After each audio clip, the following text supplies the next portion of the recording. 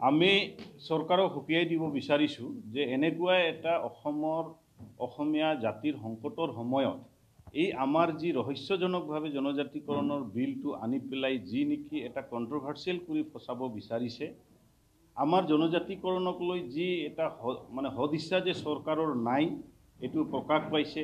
আমাৰ জনজাতিকৰণৰ কাৰণে আজি 1947 চনৰ পৰাই 1977 চনত অসম চৰকাৰে ৰিকমেণ্ড কৰা এটা পুৰণি জনজাতিকৰণ ইস্যুটোৰ ওপৰত আজি বিজেপি চৰকাৰে যোৱা নিৰ্বাচনত কেইবাবাৰো আমাক নিজকে লগ পাই পেলাই আমি নিজেও 2016 চনৰ 19 জানুৱাৰীত প্ৰধানমন্ত্ৰী স্বয়ং মোদী ডাঙৰীয়াই কৈছিলে যে आप लोगों का ये जो मुद्दा आदिवासी का एसटी का मुद्दा वो हमारा पास है, वो पारित करने से हो जाएगा। গতিকে কেইবাবাৰো আদিবাসী ছাত্ৰ সন্থাকে ধৰি আদিবাসী বিভিন্ন সংগঠন আমাৰ আদিবাসী যুদ্ধবিৰতি সংগঠনকো আলোচনাত বাৰ প্ৰতিশ্ৰুতি দিয়াৰ পিছতো তেওঁলোকে এতিয়া এই শীতকালীন অধিৱেশনৰ এটা শেষ দিনা এই জনজাতিকৰণ ইস্যুটো তেওঁলোকে প্ৰস্তাৱ গ্ৰহণ কৰাটো এটা ৰহস্যজনক, হাস্যকৰ আৰু এইটো যে এটা কণ্ট্ৰভাৰ্চি ফচাই পেলাই এইটো চিৰদিনৰ কাৰণে শেষ কৰিব বিচাৰিছে, এটা ললিপপ, এইটো এটা প্ৰমাণ হৈছে। আমি ভাবিছিলোঁ যে বিজেপি চৰকাৰে কংগ্ৰেছ চৰকাৰৰ বিকল্প হিচাপে আমি বিজেপিক আজি অসমৰ ৰাইজে বিভিন্ন জাতি মাটি ভেটিৰ ক্ষেত্ৰত স্বাৰ্থত আমি বিকল্প চৰকাৰ হিচাপে বিজেপিক আনিছিলোঁ। কিন্তু বিজেপি আজি জাতি মাটি ভেটিক শ্লোগান দি পেলাই আমাৰ জনগোষ্ঠীয় সমস্যাবিলাকক যিটো এটা খেলি আছে সমস্যাৰ লগত, সেইটো কেতিয়াও আমি সহ্য নকৰোঁ।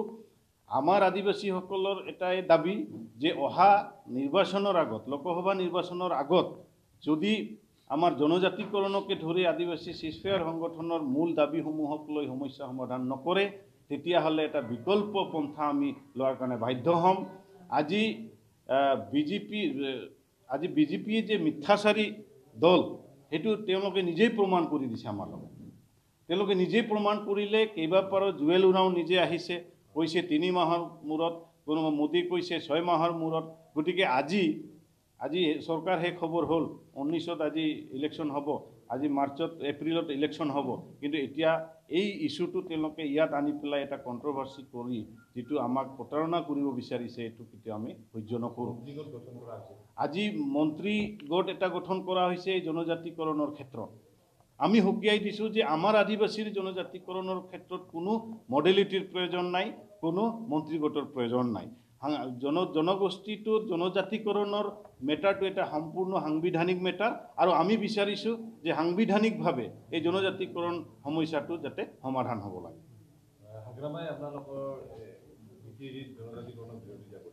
চাওক, আজি BPF, আজি AGP, আজি BJP, আজি কংগ্ৰেছত, আজি অসমৰ 126টা সমষ্টিত 37টা সমষ্টিতে আমাৰ সংখ্যাগৰিষ্ঠ অসমৰ আদিবাসী বা টি গাৰ্ডেন ৰিলেটেড কমিউনিটিসকলৰ।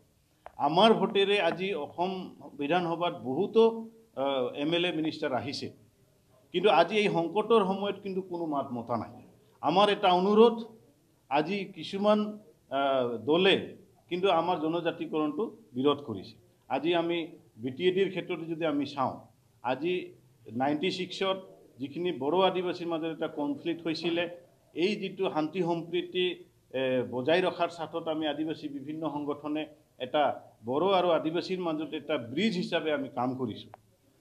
তেওঁ আজি BTC চৰকাৰেও বিভিন্ন সময়ত অসমৰ আদিবাসীসকলৰ জনজাতিকৰণৰ কাৰণে NOC দিয়া, আদিবাসী জনজাতিকৰণৰ কাৰণে সমৰ্থন কৰা বুলি আমি শুনিবলৈ পাইছিলোঁ। কিন্তু শেহতীয়াভাৱে আজি জনজাতিকৰণটোক বিৰোধিতা কৰাৰ কথাটো এটা খুবেই লজ্জাজনক, আমি ধিক্কাৰ দিছোঁ। আৰু সেইকাৰণে বিজেপিৰ ভিতৰচৰাও আজি আমাৰ ভিতৰচৰাত বহুত MP MLA আছে, তেওঁলোকেই কিন্তু স্পষ্টভাৱে আমাৰ জনজাতিকৰণৰ কথাটো তেওঁলোকে কোৱা নাই।